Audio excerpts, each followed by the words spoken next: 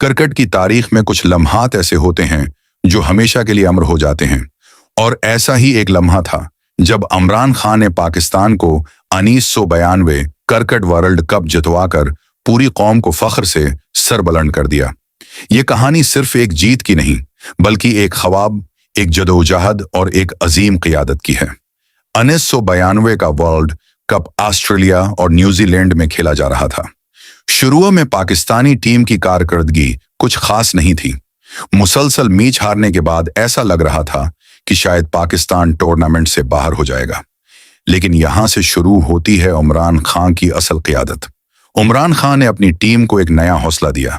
انہوں نے کھلاڑیوں سے کہا کہ وہ کارنرڈ ٹائیگر کی طرح لڑیں، یعنی ایسا شیر جو کونے میں پھنسا ہو لیکن پوری طاقت سے مقابلہ کرے۔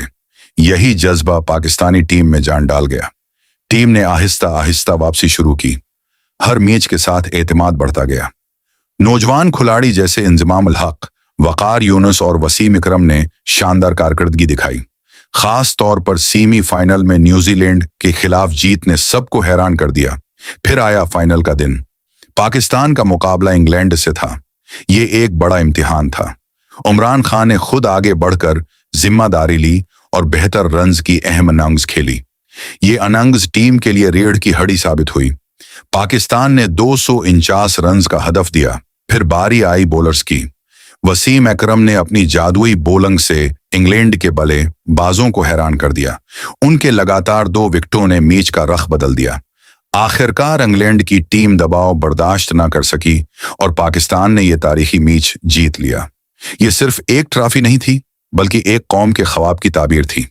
عمران خان نے نہ صرف ایک کپ جیتا، بلکہ یہ ثابت کیا کہ اگر قیادت مضبوط ہو، یقین پختہ ہو اور ٹیم متحد ہو تو نامکن بھی ممکن بن جاتا ہے۔ آج بھی جب 1992 ورلڈ کپ کا ذکر ہوتا ہے تو ہر پاکستانی کا دل فخر سے بھر جاتا ہے۔ یہ کہانی ہمیں سکھاتی ہے کہ مشکلات چاہے کتنی ہی بڑی کیوں نہ ہوں، اگر ہمت نہ ہاری جائے تو کامیابی ضرور ملتی ہے۔